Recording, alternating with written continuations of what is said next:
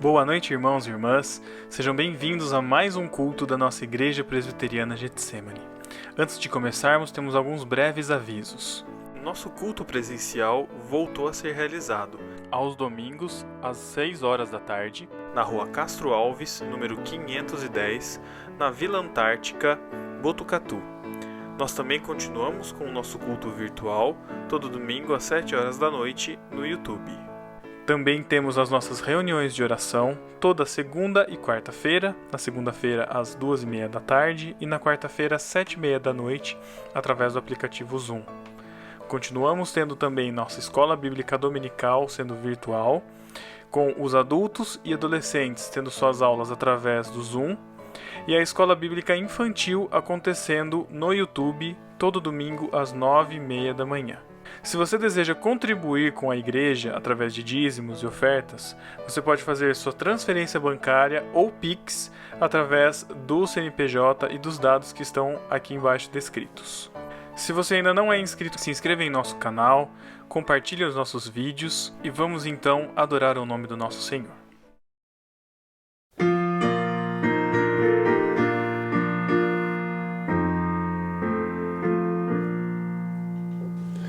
Mestre, o mar se revolta e as ondas nos dão pavor.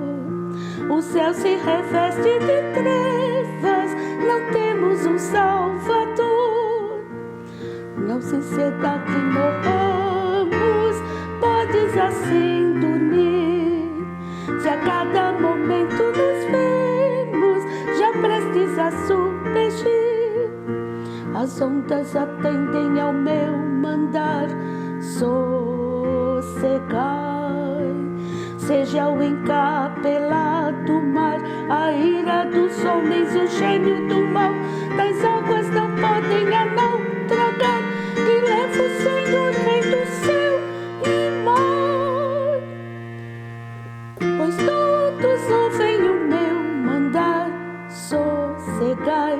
Sossegai, convosco estou para vos salvar, sossegai. Nessa tão grande tristeza, me quero hoje consumir. Na dor que perturba minha alma, te imploro, vem me acudir. De ondas do mal que me cobrem, quem me virá valer? Não tardes, bom mestre, estou quase a perecer. As ondas atendem ao meu mandar, sossegai. Seja o encapelado do mar, a ira dos homens, o gênio do mal. Das águas não podem a não tragar, e leva o Senhor, Rei do céu e mar. Pois todos ouvem o meu mandar, sossegai, sossegai. Convosco estou para vos salvar, sossegai. Nesse chegou a bonança, em paz vejo o céu e o mar. O meu coração goza calma, que não poderá findar. Firme ao teu lado, ó mestre, dono da terra e céu. Eu hei de chegar bem seguro ao porto destino meu. As ondas atendem ao meu mandar, sossegai. Seja o encapelado do mar, a ira dos homens, o gênio do mal. Das águas não podem a não tragar, que leva o Senhor, Rei do céu e mar. Pois todos ouvem o meu mandar, sossegai, sossegai. Convosco estou para vos salvar, sossegai.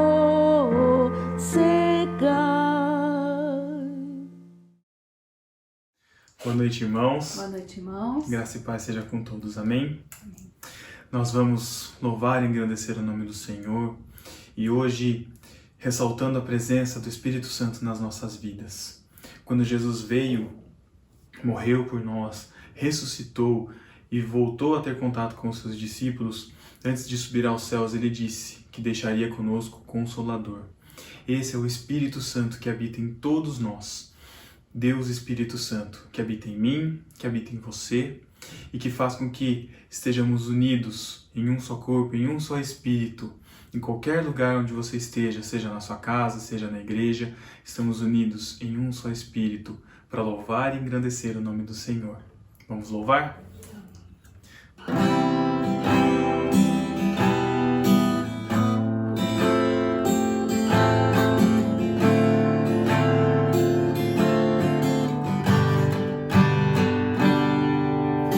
Vem, sopra sobre nós teu sopro, reunidos neste ajuntamento, honra e santifica este momento com a tua igreja que é o teu povo. Faz teu rio de paz correr no meio destes que por fé vem dizer-te, e a uma voz oferecer-te seus louvores, súplicas e anseios. Tu és o Senhor de toda a glória, hoje sempre como foste outrora, no correr da história, revelando seu amor. Deus bendito, Rei e Salvador. Deus bendito, Rei e Salvador.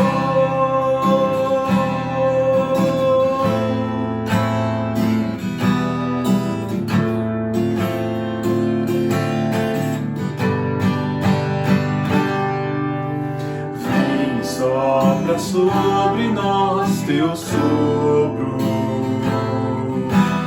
reunidos neste ajuntamento, honra e santifica este momento com a tua igreja que é o teu povo. Faz teu rio de paz correr no meio destes que por fé vem dizer-te, e a uma voz oferecer-te seus louvores, súplicas e anseios. Tu és o Senhor de toda a glória, hoje sempre como foste outrora, no correr da história, revelando seu amor. Deus bendito, Rei e Salvador. Deus bendito, Rei e Salvador. Tu és o Senhor de toda a glória, hoje sempre como foste outrora, no correr da história, revelando seu amor. Deus bendito, Rei e Salvador. Deus bendito, Rei e Salvador. Deus bendito, Rei e Salvador. Deus bendito, Rei e Salvador.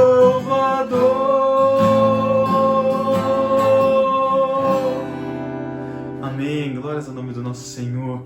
Que sopre o seu Espírito sobre a sua igreja, sobre nós, a igreja do Senhor, e podemos também ter nele, como Davi orou no seu salmo pedindo a Deus perdão pelos seus pecados, nós podemos encontrar perdão através do Espírito. Nós podemos crer que Ele intercede por nós com gemidos inexprimíveis e o perdão vem por causa do sangue de Jesus que foi derramado por nós. Então podemos e devemos confessar os nossos pecados diante do Senhor. Confessar aquilo que tem magoado o Senhor, que tem desagradado a Ele, por mais que seja um pecado escondido ou às vezes alguma coisa muito banal, mas que sabemos que está dentro de nós e nós ainda não confessamos. Precisamos tratar o nosso coração, precisamos expor isso ao nosso Senhor, de forma que Ele nos limpe e nos santifique, para que possamos estar aqui cada dia mais perto dele em santidade. Amém?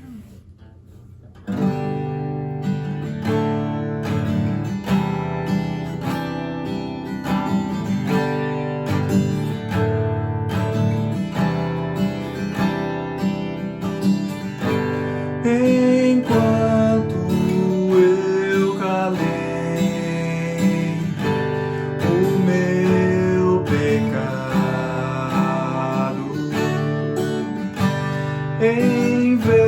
envelheci, eu sei, de tão cansado, porque a tua mão pesava sobre mim e o meu vigor chegou ao fim.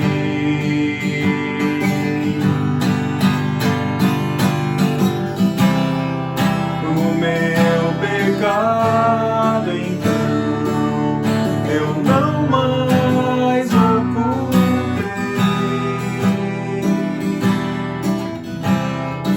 O meu Senhor e Rei.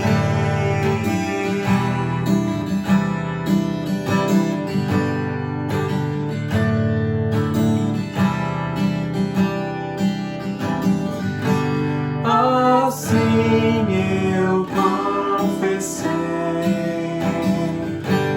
o meu pecado e pelo sangue de Jesus eu fui lavado,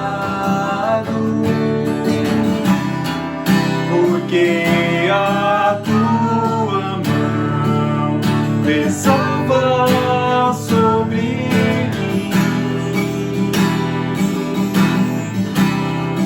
e o meu vigor chegou ao fim.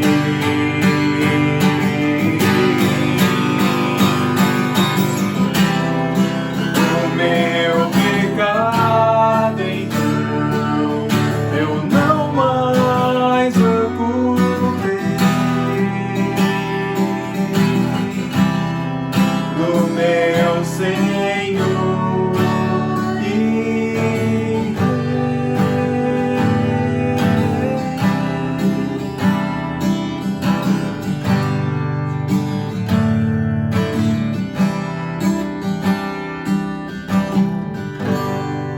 Amém.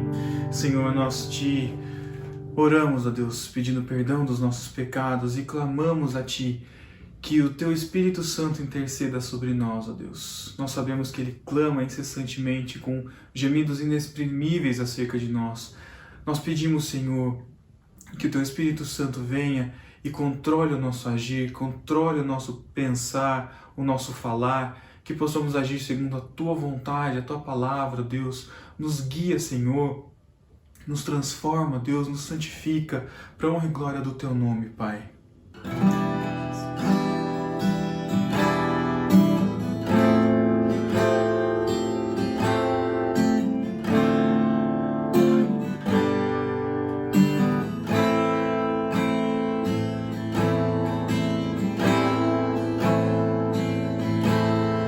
Espírito Espírito, Espírito Santo de Deus, Espírito, Espírito,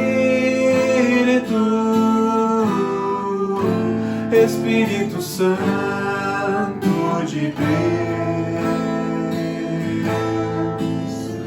vem controlar todo o meu ser, vem dirigir o meu viver,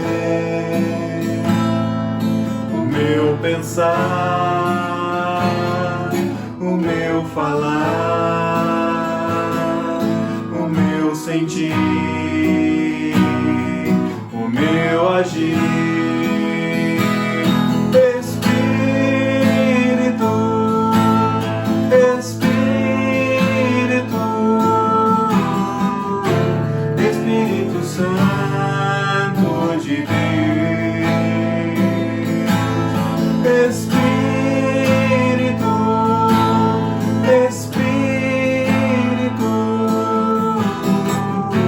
Espírito Santo de Deus, vem controlar todo o meu ser, vem dirigir o meu viver, o meu pensar, o meu falar, o meu sentir e o meu agir. Espírito, Espírito, Espírito Santo de Deus, Espírito, Espírito, Espírito Santo de Deus, Espírito, Espírito, Espírito Santo de Deus.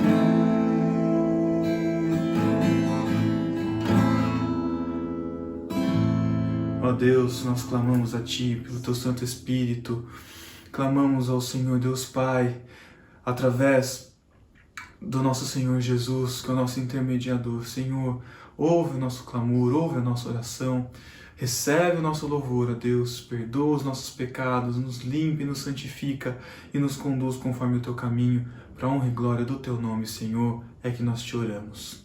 Amém. Amém. Que Deus te abençoe. Que Deus abençoe. Mais uma vez eu saúdo você com a graça e a paz do nosso Senhor e Salvador Jesus, que Ele continue abençoando e sustentando as nossas vidas. Meus irmãos, eu acredito que você anda muito tranquilo, muito feliz, né? Se por um lado nós estamos ainda enfrentando calamidades, aqui na nossa cidade em Botucatu, o dia 16 de maio, domingo passado, foi um dia que de fato entra na história como a oportunidade em que nós todos, cidade toda, pelo menos a sua grande maioria, nós somos vacinados aí através deste programa de vacinação em massa contra a Covid-19. Não sei você, mas eu tenho pensado que isto certamente é a resposta de oração de Deus para nós. Isso é prova do amor, do cuidado que o nosso Pai Celestial tem pela vida de cada um de nós. E eu tenho entendido também que é uma oportunidade que nós temos de repensar a nossa vida. Tantas pessoas, tantas vidas foram levadas por conta da Covid, né? E nós estamos aqui já com a primeira dose da vacina. Ainda é tempo de tomar cuidados, é verdade, mas eu tenho percebido como nós somos felizes, como nós temos motivos para agradecer ao Senhor. E é interessante que o texto de hoje é um texto onde Paulo escreve à igreja em Filipos, né, a carta aos Filipenses, e é muito interessante que você vai perceber na leitura do primeiro capítulo a certeza, você vai ter a certeza de que o Senhor deseja que nós tenhamos uma postura, um certo tipo de postura em relação à nossa vida, pelo fato de sermos povo de propriedade exclusiva dele. Existe um desejo, existe um anseio do Senhor para que vivamos de tal maneira. Que maneira? A maneira que a gente vai ver aqui. Então eu gostaria que você pensasse por esse lado também. Olha a oportunidade que nós estamos tendo. Em um momento onde a população mundial anda desanimada, surge aí uma luz do fim do túnel, e para nós aqui na cidade, nós já recebemos a primeira dose da vacina. Por que não pegar essa carta de Paulo aos Filipenses e trabalhar também como esta oportunidade de andarmos com mais firmeza, com mais coragem, viver um cristianismo autêntico? É interessante que para a gente pensar sobre isso, eu gostaria que você abrisse então a sua carta no primeiro capítulo aos Filipenses, o verso 27 até o verso de número 30, que fala sobre a nossa unidade cristã na luta. O texto, ele diz o seguinte, Filipenses 1, a partir do verso 27. Vivei acima de tudo por modo digno do Evangelho de Cristo, para que, ou indo ver-vos ou estando ausente, ouça no tocante a vós outros que estáis firmes em um só espírito, como uma só alma, lutando juntos pela fé evangélica, e que em nada estáis intimidados pelos adversários, pois o que é para eles prova evidente de perdição é para vós outros de salvação, e isto da parte de Deus, porque vos foi concedida a graça de padecerdes por Cristo, e não somente de crerdes nele, pois tendes o mesmo combate que vistes em mim, e ainda agora ouvis que é o meu. Paulo está chamando os cristãos a terem uma postura de coragem, de ousadia, uma postura de unidade.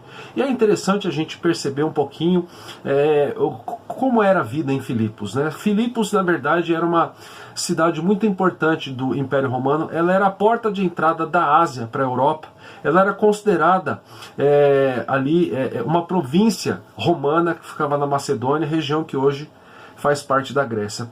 Pela localização, você já percebe que ela era muito importante, considerada a porta de entrada da Europa em relação a visitantes provenientes da Ásia. Então, você percebe ali que Paulo ele é estratégico em plantar ali naquela cidade uma igreja. Por quê? Porque havia um grande fluxo de pessoas. A igreja de Filipos também, é interessante a gente ver que ela é a primeira igreja fundada na Europa pelo apóstolo Paulo, na segunda viagem missionária de Paulo. Depois você veja lá em Atos, capítulo 16, a partir do verso 12, mais ou menos. E anos depois, quando Paulo está na cadeia, ele escreve essa epístola aos Filipenses. E por que ele escreve? Porque Paulo ficou sabendo de algumas coisas, algumas notícias chegaram aos seus ouvidos. Ele estava muito preocupado com a realidade de que a igreja aos Filipenses, a igreja dos Filipenses, ela estava recebendo algumas doutrinas falsas, que pessoas estavam ensinando lá, vai saber por quais motivos. Às vezes a pessoa acha que ela é detentora da verdade,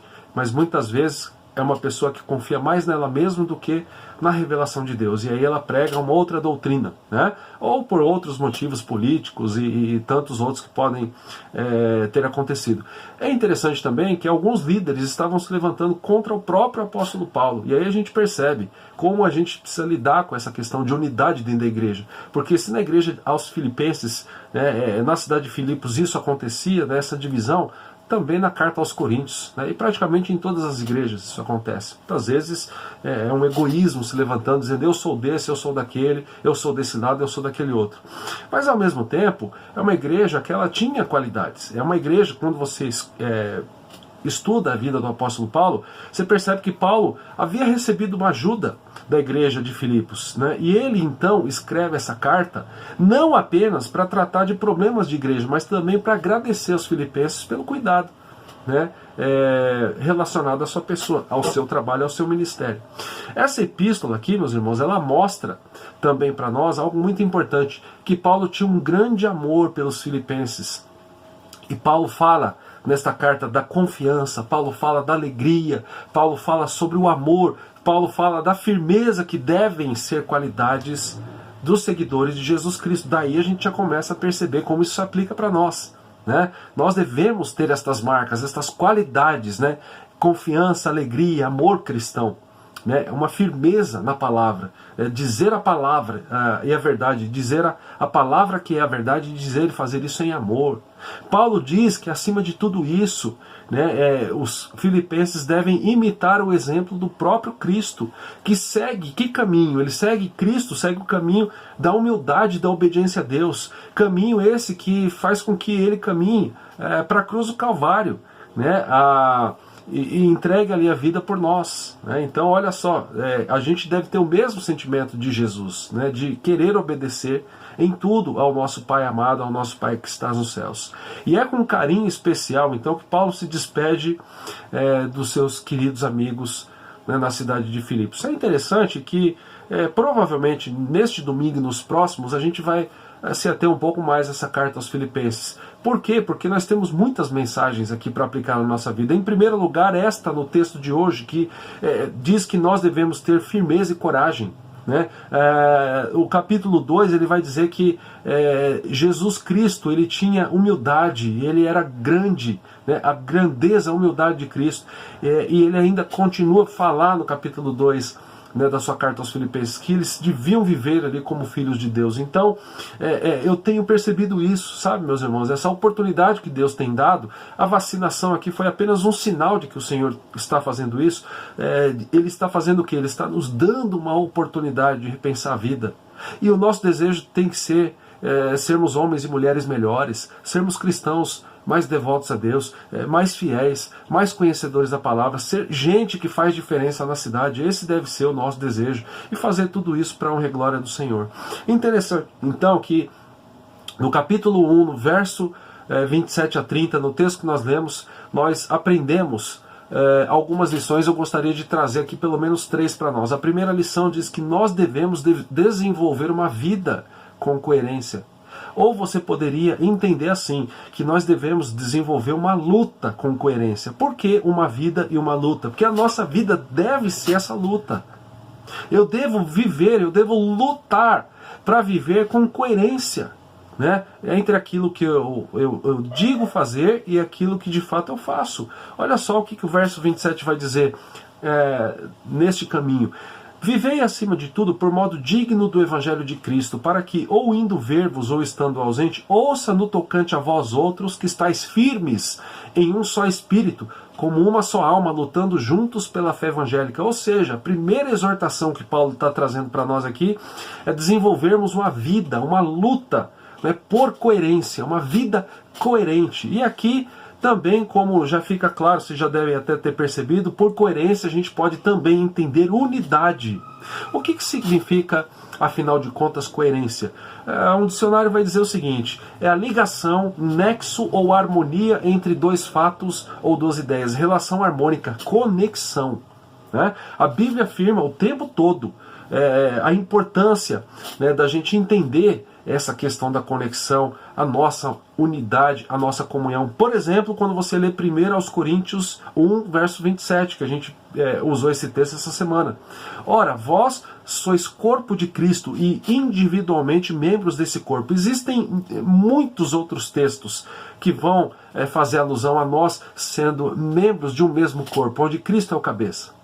A unidade, ela permeia todas as páginas da Escritura Sagrada, desde o Antigo Testamento, quando nós somos chamados pelo Senhor para fazer parte de um povo. Então não dá para mim viver, né, a minha vida cristã à parte dos outros irmãos. Por quê? Porque não é esse o plano de Deus. E aqui, chamando a gente a ser coerente, essa coerência ela está ligada com a questão da nossa unidade. Se eu digo ser muito cristão, muito obediente a Deus, mas eu menosprezo a igreja, eu deixo de participar da igreja, eu não estou sendo coerente entre aquilo que eu digo fazer e aquilo que de fato eu faço. E Paulo percebe essa questão, ele trata isso aqui nessa carta.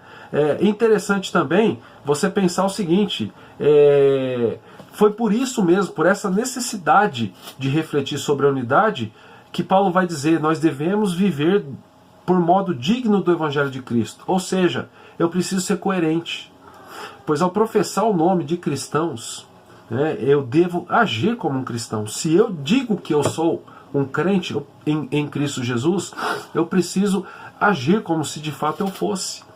A característica maior do cristianismo deve ser o amor, né? E isso fica claro em palavras que o próprio Senhor Jesus disse, por exemplo, no Evangelho de João, capítulo 17, verso 21, quando a Bíblia registra a seguinte frase: a fim de que todos sejam um, e como és tu, ó Pai, em mim e eu em ti, também sejam eles em nós, para que o mundo creia que tu me enviaste. João 17, a oração sacerdotal de Jesus. Ele está pedindo para que nós tenhamos unidade, assim como ele e o Pai e o Espírito Santo têm unidade. Né? Se a principal característica que Paulo está levantando aqui e que também está implícita nas palavras de Jesus é que o amor deve ser a nossa característica principal, a pergunta mais óbvia de todos que emerge em nós é se, como igreja de Cristo, nós estamos sendo reconhecidos como um povo que demonstra amor nos seus relacionamentos, e aqui relacionamentos dentro da igreja e também fora. É interessante a gente pensar sobre isso, né? O autor James Hunter, no seu livro, que ficou muito famoso, chamado O Monge e o Executivo, ele diz o seguinte, falando sobre coerência, que ele afirma que nós não somos aquilo que falamos, mas nós somos o que fazemos. E aqui, neste momento de pandemia, é um momento muito importante para a gente fazer isso, porque a gente toma os nossos cuidados, nós estamos muitas vezes mais isolados, mas esse isolamento não deve impedir a nossa ação de amor uns com os outros, né, a comunidade de dentro e também com a comunidade de fora. A gente não pode simplesmente agir como se cada um com seus problemas, eu estou aqui no meu cantinho, fecho a minha porta e o mundo que se vire. Né? Porque aí, de acordo com o apóstolo Paulo, seria uma falta de coerência. Né?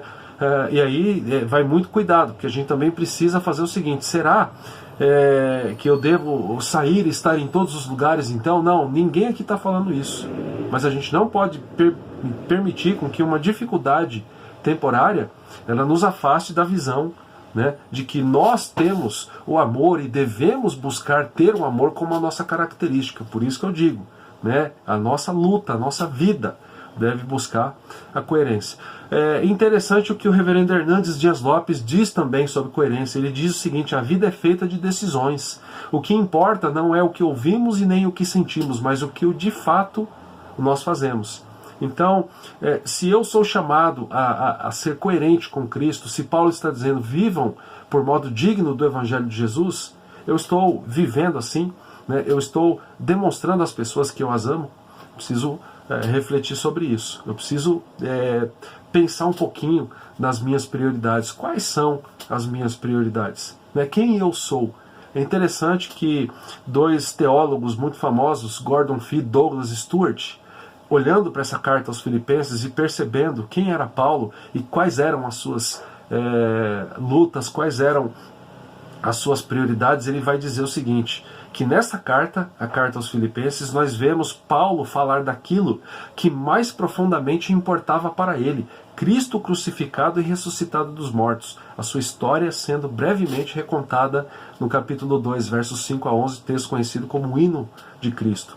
Então ele está falando, Paulo, ele afirma que aquilo que mais importava para ele era Jesus Cristo, era a sua crucificação, a sua morte e a sua ressurreição. Né? E para nós, o que é que mais importa na nossa vida? É uma reflexão muito importante, né, que a gente precisa fazer. E Filipos, né, é uma cidade que nos ajuda, né, nisso, nessa questão da unidade. Deixa eu trazer mais algumas informações aqui sobre essa cidade. Era uma cidade de soldados aposentados, né?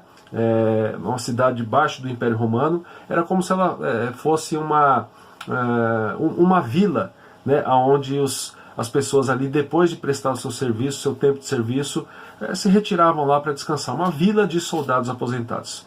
Mas esses soldados, quando eles estavam na ativa, quando eles estavam em luta, né, aquilo que eles viviam, né, tanto no exército romano como também no grego, era uma regra fundamental para eles ali, era lutarem de uma maneira muito unida. Os soldados, eles se protegiam com seus escudos e eles se encostavam uns nos outros. Eles formavam assim, uma barreira que impedia o ataque do adversário, né, e possibilitava com que eles ali naquela barreira, eles avançassem continuamente contra as forças inimigas, obtendo a vitória. Né? Então olha só que interessante. Paulo está escrevendo e falando sobre união, né, para pessoas que estavam conhecendo o Evangelho, mas para pessoas que valorizavam muito a questão da união. Você já deve ter assistido algum filme de guerra, onde cada um com seu escudo, eles formam ali aquele escudo gigantesco, cada um com seu pedacinho ali, protegendo, né, a si e a quem está ao lado. E assim, desta maneira, nesta união, nesta unidade, é essa união que fazia com que eles, como exército, como força de guerra, eles avançassem ali para destruir os inimigos. Essa também, de acordo com aquilo que Paulo fala, é a maneira digna do Evangelho, na prática. O Evangelho ele é demonstrado na unidade de espírito, na unidade de fé, né? Na luta pela fé evangélica, na luta em favor do Evangelho. Nós devemos ser um só. Então nós estamos passando por um momento que é uma grande oportunidade da gente repensar, assim, é um novo começo, né? Fazendo alusão aí ao domingo passado, a essa vacinação. Mas é um novo começo onde, para que de fato a gente busque essa luta, entender a luta na qual nós estamos, nós precisamos cada vez mais estarmos unidos, né? Por isso eu chamo você, se você ainda não pode participar dos encontros presenciais da igreja, participe dos encontros online, dentro da sua casa, através da internet, como neste momento aqui, neste culto que você está tendo. O problema é que tem gente que às vezes olha demais para a dificuldade e abre mão da coerência. Por que coerência? Por que abre mão da coerência? Porque a pessoa se afasta da comunhão. E se afastar da comunhão é incoerente, é diferente da mensagem do Evangelho, que diz que nós somos membros de um mesmo corpo. Como é que você tem vivido, como é que você tem lidado com isso? A igreja, ela precisa entender a importância da comunhão. Nós não podemos esquecer isso. E não podemos esquecer também, meus irmãos, que nós estamos no meio de uma luta, nós estamos no meio de uma batalha. E eu não estou falando apenas sobre a pandemia da Covid-19. Esta não é a guerra, talvez seja uma das batalhas que faz parte da guerra. Mas a palavra de Deus afirma para nós que nós estamos sempre em meio a uma batalha. Por exemplo, Efésios 6,12, que diz o seguinte: porque a nossa luta não é contra o sangue e a carne, e sim contra os principados e potestades, contra os dominadores deste mundo tenebroso, contra as forças espirituais do mal nas regiões celestes. Uma nova versão da Bíblia, chamada Nova Versão Transformadora, talvez traga um pouco mais de luz a esse versículo, quando ela diz assim: pois nós não lutamos contra inimigos de carne e sangue, mas contra governantes e autoridades do mundo invisível, contra grandes poderes neste mundo de trevas e contra espíritos malignos nas esferas celestiais. Não se engane, meu irmão, você está em guerra. Nós estamos em guerra. E se nós não temos consciência disso, nós já estamos em uma enorme desvantagem, né? A gente precisa entender isso o tempo todo. Nós estamos aqui neste mundo de passagem e estamos aqui em guerra. Por isso que a gente precisa lutar, né? Por isso que a nossa vida deve ser entendida como uma luta o tempo todo, onde a gente tem um objetivo. É verdade, a palavra diz que nós já sabemos o resultado dessa luta. Em Cristo nós somos mais do que vencedores, porque Ele venceu a própria morte. Nada mais nos escraviza. Mas a Bíblia também diz que neste mundo nós iríamos passar por aflições. Então a gente precisa entender, né, que eu, como cristão, eu sou chamado a viver por modo digno, né, desta visão, né, desse caminho que Deus tem para nós. E eu preciso entender que eu estou no meio de uma batalha, porque senão a gente relaxa, senão a gente deixa de buscar, a gente deixa de lutar. E aí a gente está numa desvantagem muito grande.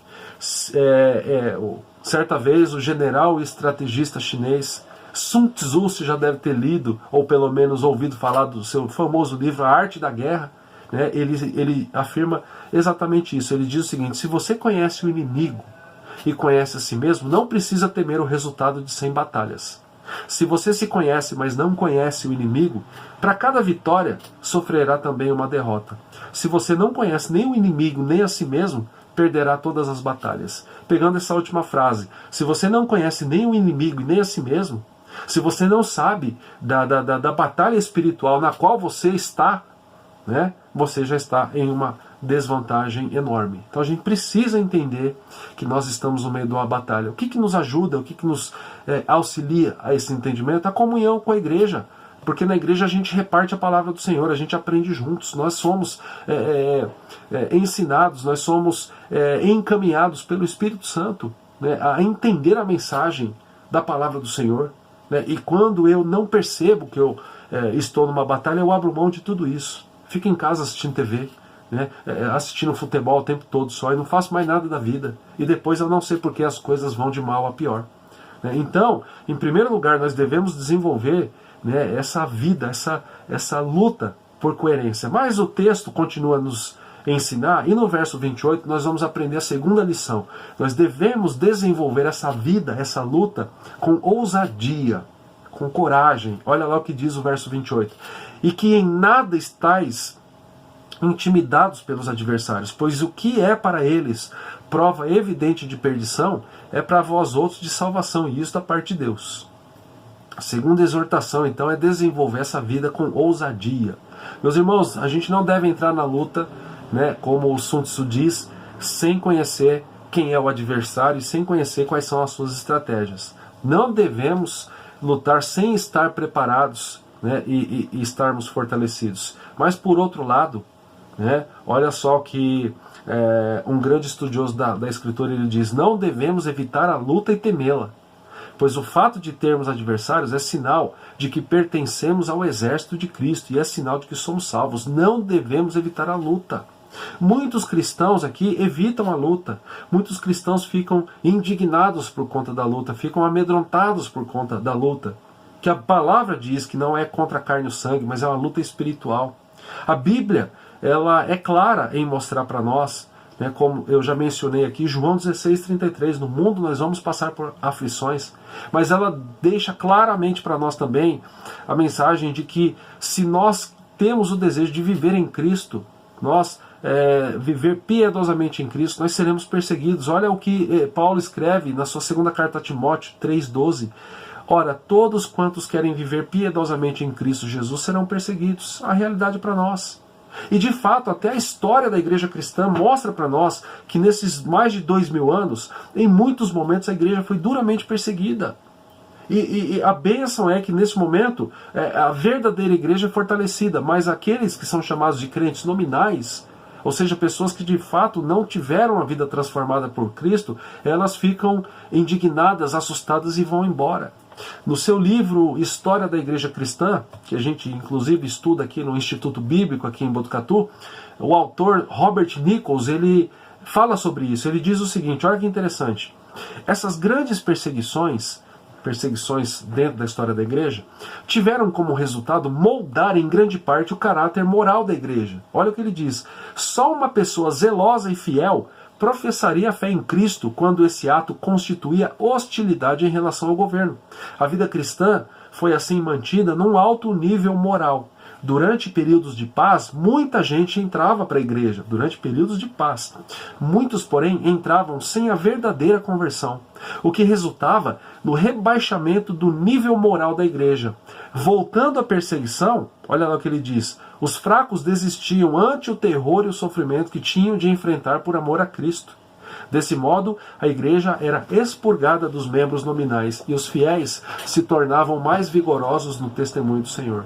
Desenvolver a salvação, como a Bíblia diz, significa a gente entender que em alguns momentos nós seremos perseguidos, mas a gente é chamado a ser fiel até o final, né? E o Senhor, ele promete, né, que está conosco todos os tempos. A gente precisa entender isso. Os apóstolos também, né, a gente percebe que na sua caminhada, no seu ministério, eles, testemunhando ali em Jerusalém, depois de serem perseguidos, eles oraram e pediam que, ao invés de diminuir a perseguição, eles não pediram isso. Ah, Deus, nos livra da perseguição. Eles oraram, nos dê mais ousadia. E talvez é isso que a gente esteja precisando hoje. Olha lá, por exemplo, Atos 4, 29 a 31. Agora, Senhor, olha para as suas ameaças e concede a nós, os teus servos, que anunciem com toda a intrepidez a tua palavra, enquanto estendes a mão para fazer curas, sinais e prodígios por intermédio do nome do teu santo servo Jesus Cristo. Tendo eles orado, tremeu o lugar onde estavam reunidos. Todos ficaram cheios do Espírito Santo e com intrepidez anunciavam a palavra de Deus. Eu preciso desenvolver essa ousadia na minha vida, né? Eu preciso desenvolver esta vida né, que é uma vida recheada de coragem. Eu preciso pedir, é isso que os apóstolos aqui nesse texto em Atos 4 eles pedem. Eles não pedem, Senhor, está difícil, diminui aí a perseguição. Não, eles pedem, nos dê coragem para a gente anunciar a sua palavra com força, né, com cabeça erguida, com toda intrepidez, com convicção. É isso que a gente precisa. A ousadia, né, no testemunho concede para nós alegria, meus irmãos. A gente precisa entender isso. E essa alegria faz a gente superar qualquer problema, né, que queira aqui nos roubar alegria. Não importa o adversário, não importa a sua força, importa que Jesus Cristo é mais poderoso. Essa verdade é que deve nos alegrar, encher o nosso coração de alegria e fazer a gente vencer os mais variados problemas. E aqui no verso 29 e 30, caminhando para o final, nós temos a terceira lição. Nós devemos desenvolver uma vida, uma luta, agradecendo o privilégio de sofrer, né, por Jesus Cristo e pelo seu Evangelho. Olha o que diz o verso 29. Porque vos foi concedida a graça de padecer, de sofrer por Cristo, e não somente de crerdes nele, pois tendes o mesmo combate que vistes em mim, e ainda agora ouvis que é o meu. A terceira exortação aqui é desenvolver essa vida, essa luta, entendendo, discernindo o privilégio de sofrer por Cristo. A palavra que Paulo usa aqui para descrever esse privilégio, nesse versículo, é charis, ou seja, graça. Graça, o que é? É um favor imerecido, é algo que a gente não merecia. É o perdão que nós não merecíamos, mas que Deus nos deu. Portanto, Deus nos conceder a graça de participar dos sofrimentos de Cristo é de fato um grande privilégio para nós. Mas aqui o que tem acontecido? Muitas vezes, quando alguns dentro da igreja eles percebem que as dificuldades estão vindo, eles correm para se esconder. A gente precisa aqui desenvolver, né, esse sentimento de, se necessário, até sofrer pelo nome de Cristo. Pedro vai dizer isso nas suas cartas também, né, e a gente entender que assim, essa é mais uma prova de que de fato nós somos povo de propriedade exclusiva do Senhor. E quando Paulo ele escreve isso, Paulo ele diz o seguinte, no verso 30, vocês têm o mesmo combate que viram em mim e agora ouvis que é o meu. Ele era o exemplo para os filipenses, exemplo de coragem, de convicção, de intrepidez na pregação da palavra.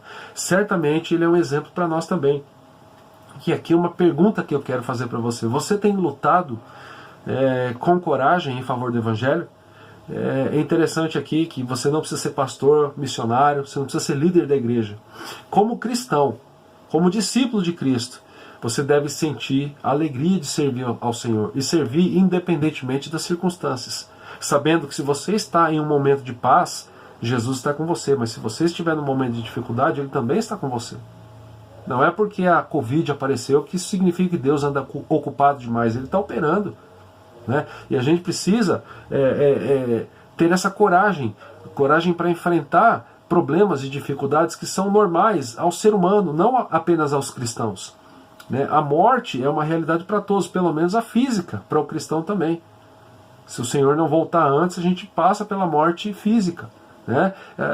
Fome, medo de violência e essas outras coisas todas, medo de ficar doente, isso faz parte da vida humana. Mas eu e você, nós precisamos entender o seguinte, e os sofrimentos, né, pelo fato de eu ser um seguidor de Jesus, eles estão presentes na minha vida? Ou eu estou correndo deles? Você e eu, nós somos desafiados a esses princípios aqui. Nós precisamos pedir isso ao Senhor. Nós precisamos pedir para que possamos viver, possamos lutar, em primeiro lugar, como nós vimos hoje aqui, com coerência. Viver por modo digno do Evangelho de Cristo. Não deixar a nossa unidade de lado. Nós também precisamos entender também que a nossa vida, a nossa luta, ela requer coragem e ousadia. E que a gente deve pedir ao Senhor, né, uma intrepidez, uma convicção tão grande em seguir a Jesus, que mesmo se a perseguição, pelo fato de sermos cristãos, chegar até nós, nós não vamos retroceder, a gente vai continuar para a honra e glória do Senhor.